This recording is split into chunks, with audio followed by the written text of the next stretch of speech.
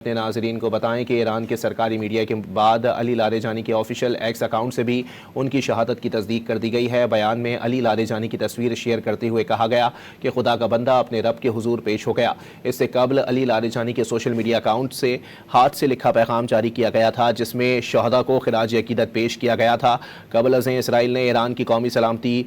Council کے مشیر علی Larijani کو نشانہ بنانے کا دعویٰ کیا تھا۔ علی لاریجانی ایران کی طاقتور ترین شخصیات میں شمار کیے جاتے تھے۔ وہ جنگ کے دوران امریکہ اسرائیلی پروپیگنڈا بے نقاب کرنے میں پیش رہے۔ علی لاریجانی نے ٹرمپ اور نیتن یاہو کو ایپسٹین گینگ قرار دیا تھا۔ علی لاریجانی کا امریکہ سے بالواسطہ مذاکرات میں بھی اہم کردار رہا۔ عرب میڈیا کے مطابق علی لاریجانی کی شہادت کے بعد سابق سیکرٹری قومی سلامتی کو ان کی جگہ تعینات کیے جانے کا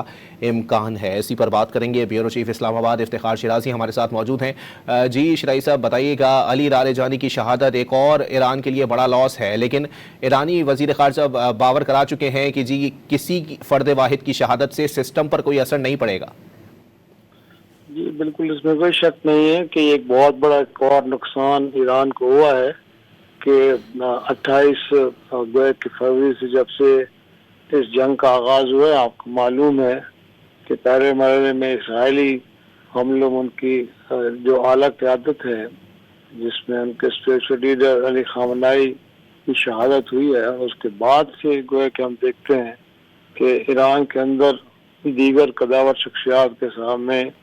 علی لاریجانی صاحب تھے، جو ان کی جو سلامتی نیشنل سیکورٹی کے جو ان کے ادارہ ہے اس کے وہ سیکرٹری جنرل تھے۔ ان کی شہادت یقینی طور پہ ایران کے لیے ہم کہہ سکتے ہیں کہ قیادت کے حوالے سے ایک بہت بڑا نقصان ہے، اور کل سے ان کی شہادت سے متعلق اسرائیل نے کلیم کیا تھا اور بتایا جا رہا ہے کہ جو اسرائیلی فضائی حملے ہیں گویا کہ ان میں ان کی شہادت ہوئی ہے۔ لیکن یہ ضرور ہے کہ ایران کے اندر گویا کہ قیادت کی ڈفرینٹ لیئرز موجود ہیں، اور اس بات کا یقینی طور پہ ایرانی عوام کو اور وہاں کی قیادت کو بھی علم ہے کہ وہاں پہ اسرائیل اور امریکہ کی جانب سے جو حملے ہو رہے ہیں اس میں کوئی فرق نہیں روا رکھا جا رہا کہ کیا اس میں مرنے والے فوجی ہیں یا سویلینز ہیں، اور اسی طرح سویلین انفراسٹرکچر کو بھی بےدردی کے ساتھ نشانہ بنایا جا رہا ہے، اور بنیادی طور پہ اس کا مقصد بھی ایران کو گویا کی قیادت سے محروم کرنا ہے۔ لیکن جیسے میں نے آپ سے کہا ہے کہ ایران کے اندر قیادت کا ایک بہترین اور ایک مربوط نظام موجود ہے، اور یقینی طور پہ تمام لوگوں کو ان کی ڈیوٹیز کے بارے میں بھی آگاہی ہے، لہذا اس طرح کے اقدامات کے نتیجے میں اگر کوئی قیادت میں سے شہادت ہوتی بھی ہے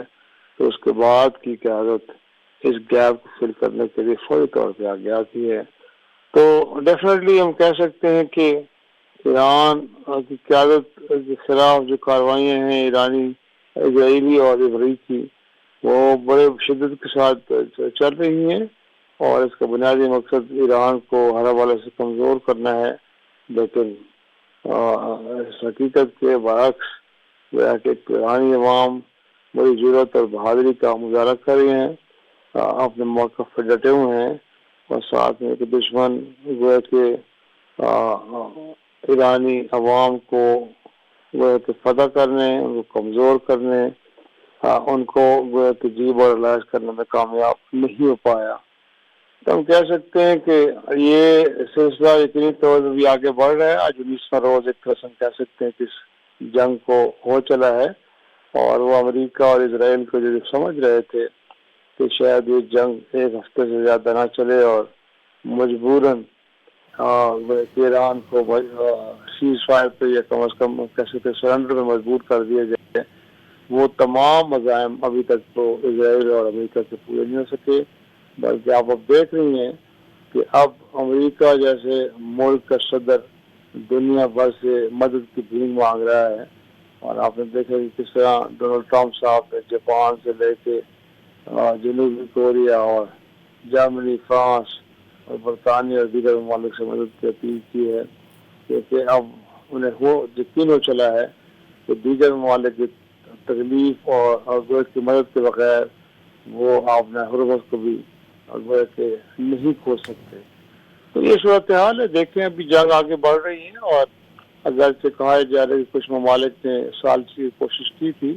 لیکن اب ایران اس جنگ کو لگتا ہے تفصیل منطقی انجام تک پہنچانے کے لیے اپنی ٹرمز پہ جنگ کے خاتمے کی کوشش کرے گا. جی لیکن شرائع صاحب یہ بھی کہنا جو ہے وہ غلط نہیں ہوگا کہ فوجی طور پر یا پھر دفاعی طور پر تو ایران نقصان پہنچا ہی رہا ہے، لیکن یہ جو سسٹم ایران میں جو ہے وہ صدیوں سے چلا آ رہا ہے، یہ سسٹم جو ہے وہ ایران کی جانب سے امریکہ اور اسرائیل کو کافی تکلیف دے رہا ہے کہ ایک ٹاپ لیڈرشپ کو جو ہے وہ اڑا دیا جائے تو اگلے ہی لمحے جو ہے وہ دوسرا کوئی نمائندہ آ کے بیٹھ جاتا ہے. یہ ساری چیزیں جو ہے وہ ایک تلملاہٹ کا شکار کر رہی ہیں امریکہ کو یا اسرائیل کو. جی بالکل، اس میں تو کوئی شک نہیں ہے کہ یہی وہ ایک گویا کہ اہم بات ہے، اور شاید اس بات کا ادراک اور اس بات کی حقیقت کی آگاہی ہے، اس سے امریکہ اور اسرائیل شاید ناواقف تھے. اور عموماً ہوتا یہ ہے کہ کسی بھی ملک کے اندر جب ٹاپ لیڈرشپ کو آپ ایلیمینیٹ کر دیں، اس کو ختم کر دیں، اس کے بعد ایک کنٹرول اینڈ کمانڈ سسٹم بھی ختم ہو جاتا ہے. اور مور امپورٹنٹلی کیسے کسی ملک میں پھر جو انٹرنل اپرائزنگ ہے اس کے راہ ہموار ہو جاتی ہے. لیکن حیران کن طور پہ ہم دیکھ رہے ہیں کہ ایران کے اندر تو 28 فروری کو ہی جو حملہ کیا گیا اس میں ملکی شہادت، بالخصوص ان کے جو رہبر ہیں علی خامنہئی صاحب، ان کی شہادت ہوئی. دیکھا جائے تو اس سسٹم کو تو ٹاپ سے ایک طرح سے ایلیمینیٹ کر دیا گیا، لیکن اس کے باوجود ان کی ایک ایران کے اندر یونٹی کا ایلیمنٹ اپنی جگہ پہ موجود ہے، ان کی فورسز کے اندر اسٹرائک بیک کرنے کی ایبلٹی موجود ہے، اور کسی ایک مرحلے پہ بھی اس بات کا تاثر نہیں ملا کہ ایران کی اب ٹاپ لیڈرشپ نہیں ہے اور وہاں کی سیاسی یا پھر فوجی قیادت معاملات کو آگے کیسے لے کے چلے گی. تو یہ تاثر ابھی تک جو ہے وہ نہیں ملتا ہے. تو میرے خیال میں ایران کو بھی اس بات کا علم تھا، کیونکہ پچھلے 47 برسوں میں پابندیوں کی نظر گزارنے سے انہیں اندازہ ہوا تھا کہ شاید ان کے لیے آنے والے وقت میں مسائل اور زیادہ سنگین اور سنجیدہ ہوں گے، اور ان سے کیسے نمٹا جائے. جیسے آپ دیکھ رہی ہیں کہ ان کی جو جوابی حملہ کرنے کی اہلیت ہے، جو ہے کہ اتنی میسو قسم کی بمبنگ کے باوجود اسے ختم نہیں کیا جا سکا. اس کا مطلب یہ ہے کہ ایران کو معلوم تھا کہ جب جنگ ہوگی تو اس کے وسائل نہ تو بہت زیادہ ویزیبل ہونے چاہیے اور نہ ہی کسی ایک جگہ پہ ہونے چاہیے، بلکہ میسو مختلف جگہوں پہ پھیلے ہوئے ہونے چاہیے، تاکہ دشمن کی جانب سے کسی بھی حملے کی صورت میں ان وسائل کو بہتر انداز میں بچایا بھی جا سکے اور پھر جوابی حملہ کرنے کی اہلیت کو بھی برقرار رکھا جا سکے. ہمیں لگ رہا ہے کہ اس وقت اگر کہ ایران کو نقصانات تو ہو رہے ہیں، لیکن گویا کہ اس جنگ میں ان کی کامیابی کے امکانات بھی اتنے زیادہ بہتر نظر آ رہے ہیں. جی اچھا شرائع صاحب، یہ کہا جائے کہ ایک جانب جو ہے وہ واضح طور پر اب دکھائی دے رہا ہے کہ جی خود امریکہ کے اندر سے بھی جو ہے وہ آوازیں اٹھنا شروع ہو گئی ہیں، اور پہلے صرف آوازیں اٹھ رہی تھی، اب تو لوگ مستعفی بھی ہونا شروع ہو گئے. یہ کافی امپیکٹ آ گیا ہے اس تمام تر صورتحال کے اوپر، امریکہ کے اوپر خود، اور واضح طور پر یہی کہا جا رہا ہے جو اندر سے امریکہ کے اندر سے آوازیں اٹھ رہی ہیں کہ جی ہماری جنگ نہیں تھی، ہم کسی اور کی جنگ میں جو ہے وہ حصے دار بن کے جو ہے وہ بیٹھ گئے ہیں، اور اس کا نقصان ہمارے ملک کو اور ہماری عوام کو ہو رہا ہے. جی دیکھیں، اس میں تو کوئی شک نہیں ہے کہ پہلی بار گویا کہ امریکہ کے اندر سے اور گویا کہ ان کے جو یورپی اتحادی ہیں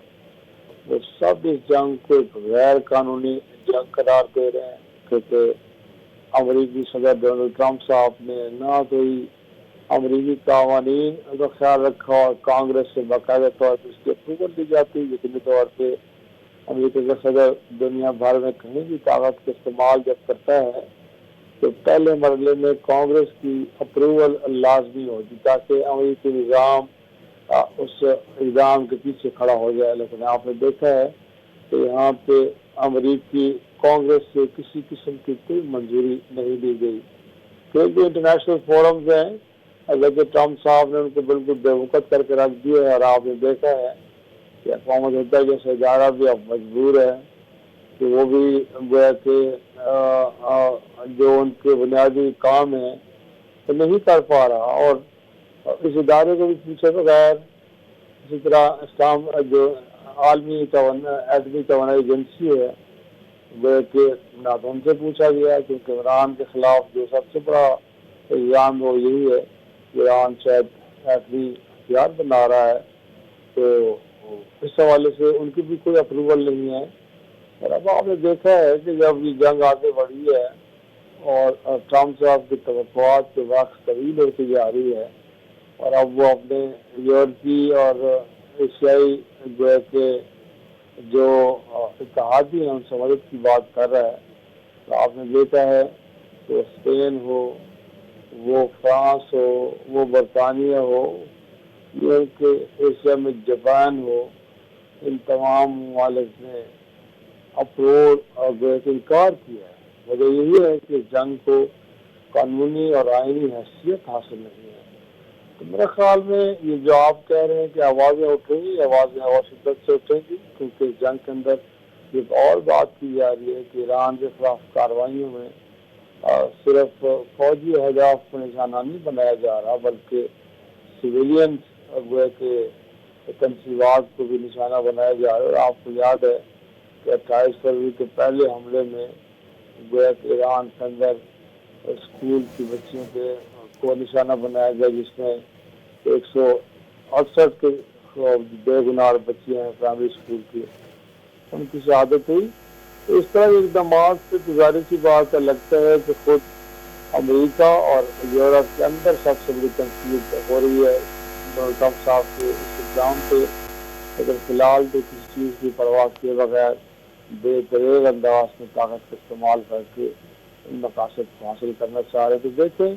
یہ جو تنقید اور مظاہرے ہیں اس جنگ کے خلاف یورپ اور امریکہ میں، ان میں کتنی شدت آتی ہے، اور کیا پھر